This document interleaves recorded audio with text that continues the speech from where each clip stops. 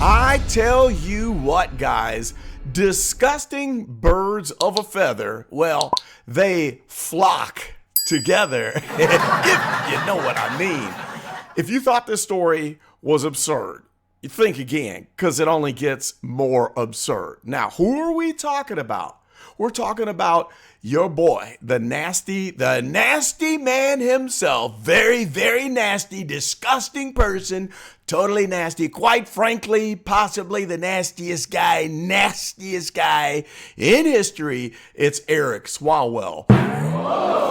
Yeah, right. So this guy has been all over the news, and you know what's going on. He's running for governor in the state of California, which makes me think, what is wrong with you people in California? Y'all are nasty, because you know that this disgusting person has been like this for many, many years. But he's still like the front runner for the Democrats. Holy smokes, I don't get it. Well, anyway, let's get to the topic. So you know about the apology that he made, right? And where he made it? You're not going to believe when I show you this news story that reveals where he shot that video. But first, let's jump over here to this other story and talk about your boy Eric Swalwell when he was Man of the Year, the 2020 Man of the Year by the Washington Free Beacon. So this is pretty funny here. Let's look at this, and then we're going to jump over and watch his apology and then find out where he shot that video. So check this out. It's been said that male confidence is the greatest aphrodisiac. Okay. In 2020, no member of Congress proved this theory more than Representative Eric Swalwell. You know, he just has a gross, just what he looks like. He looks gross and his name is gross, Swalwell. And you know what people say, the version of his name that they say, I'm not going to say it here, but it's equally as disgusting. Okay, so Swalwell may be ugly, yeah, broke and stupid. He's all of those things, but no one has ever accused him of lacking an outrageous amount of self-confidence. I guess that's what gets him by and why he's so successful. And the people of California, they don't care if he's ugly, broke, and stupid and a disgusting person. He's made a career out of it. So over the last 18 months, Swalwell ran for president and quit, appeared on television thousands of times, branded himself as an avenger, failed to imprison the president of the United States, which is kind of crazy. You remember that, the whole Russian collusion hoax where he was saying, yep, Donald Trump is being backed by the Russians. He's in bed with the Russians. And then when they asked him, what's your proof?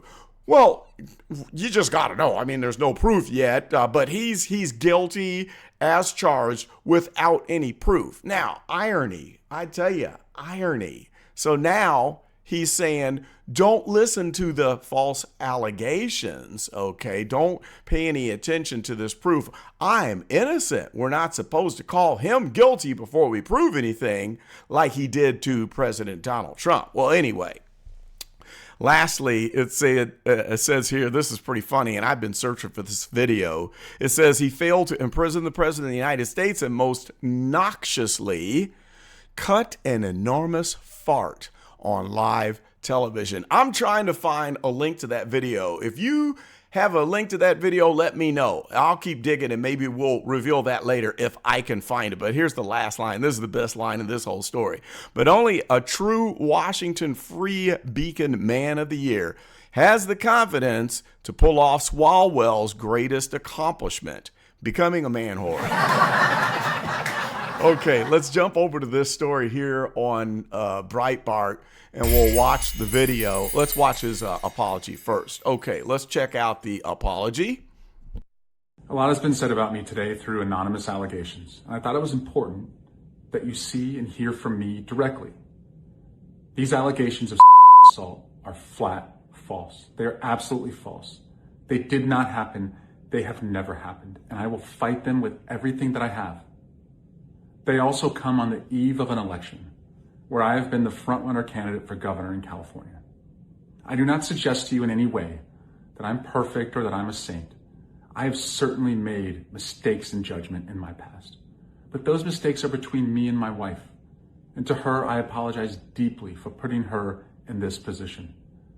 I also apologize to you if in any way you have doubted your support for me. But I think you know who I am. For over 20 years, I have served the public as a city councilman, as a member of Congress, and as a prosecutor who went to court on behalf of victims, particularly on behalf of victims. That's who I am and have always been.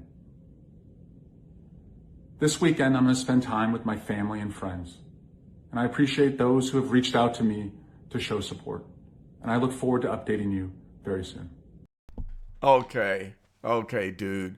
So you were a prosecutor and standing up for victims while you got a string of victims on your own record. Okay, well, let's get to the meat here. Scroll up to the top of this story, and it reads: Report: Eric Swalwell recorded assault denial at a mansion of a former donor who is engaged to a honeytrapper.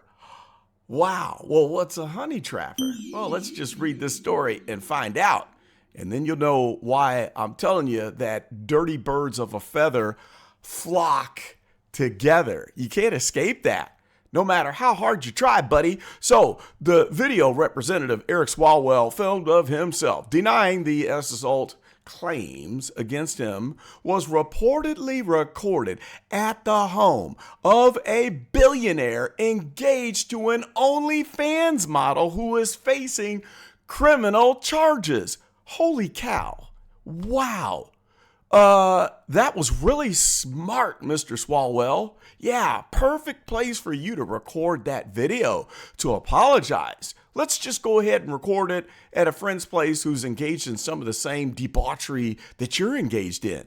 So it goes on to say, the New York Post reported Sunday, the sources confirmed to the outlet, the Swalwell's video was taped in a room of a home belonging to Stephen Klubeck, one of the Democrats' benefactors, always Democrats, in Beverly Hills. These allegations of assault that are flat false, so he claims in his video, adding that they are all coming on the eve of an election wherein he is running for the governor of California. Now, the first thing that I'm thinking is this: California, is this the best that you have to put forward on Front Street? You already had the crazy woman who got outed having her meltdowns. And this is your person who is in the front with 12%. Okay, he's under the two Republican candidates. He's the highest on the Democratic side. This is the best y'all can do? Seriously? Is this how messed up the state of California is and how messed up the population is in the state of California? I don't get it. Okay, goes on to say, I do not suggest to you in any way that I am perfect or that I am a saint. Oh, really? No, I don't think any of us ever assumed that you are a saint, Mr. Swalwell, because all your business is out on Front Street. You're already caught, stuck, tied together with the Chinese spy, Fang Fang. If you don't know that story, you ought to go look it up. And it makes me wonder, why is your wife still married to you after that? She must really just be a loyal person, or maybe she's just used to the level of living that she has with him and is not willing to give up that level of living. I don't know. That's really odd. I don't get it. Okay, well, anyway, Klobeck is supposed to marry the honeytrapper, the OnlyFans model, Adva Lavi, in June, but their wedding is reportedly in jeopardy due to the allegations against her. Now, so what this honeytrapper thing is, here's what it is. It's a female. They're usually really good looking, your OnlyFans model types, and they attract people with a lot of money. Now, one that you might remember of was the 23-year-old young woman who honey trapped a person that had a massively successful NFL career, who played for the Denver Broncos. Yep, and that was none other than Shannon Sharp. So if you're not aware of that story, that's something that you ought to dig up and check out. So what she did, she meets him on OnlyFans, and then he's kind of, I guess, decides that he wants to meet her in person, and they do, and they're dating, but she's charging him for certain things. And she was a beautiful young lady, gets him hooked, and the next thing you know, she comes out with allegations of abusive things that they were involved in, stating that she didn't agree to what he did. So she hung him out to dry.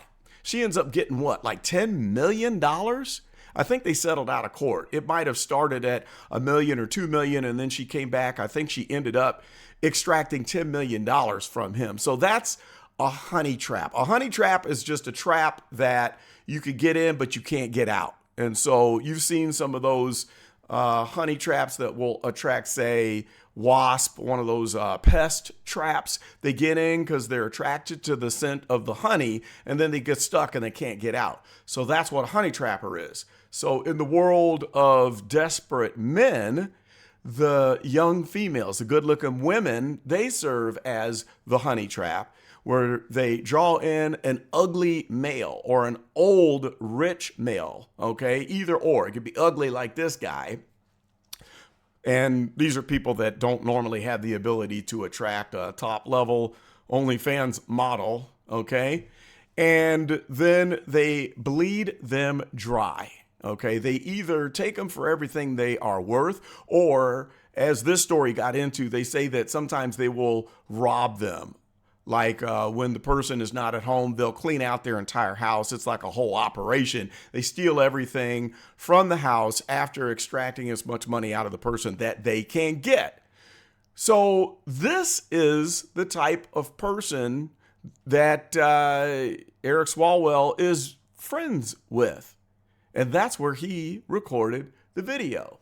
So what does that tell you about his sincerity? And what does that tell you about the crowd that he hangs around?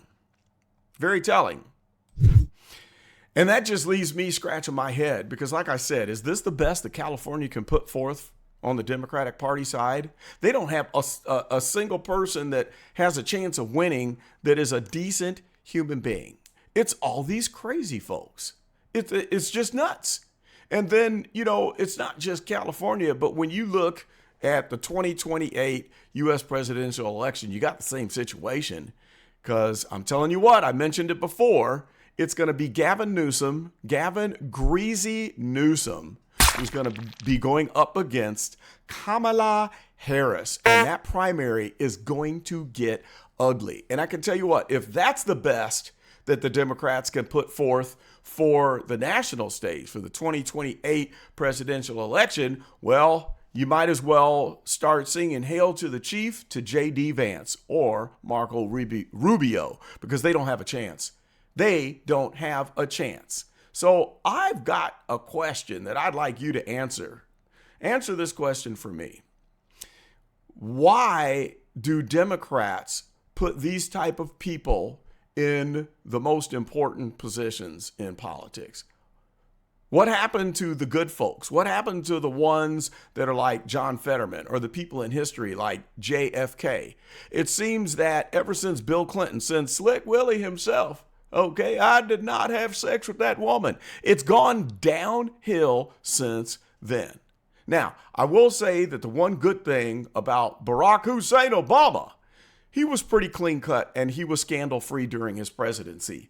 But all of the rest of the Democrats, they've got dirt. I'm telling you what, they've got skeletons, big piles of bones in the closet, lots of issues, lots of problems, lots of things that are not conducive to winning an election. So post in the comments and let me know why you think California puts these types of people up for leadership positions to lead the biggest economic state in the United States, for the fourth largest economy in the world, if you consider California to be a country. And this is the type of folks that they put on Front Street. That's all I got for this one. This is Carlton, and I'm out.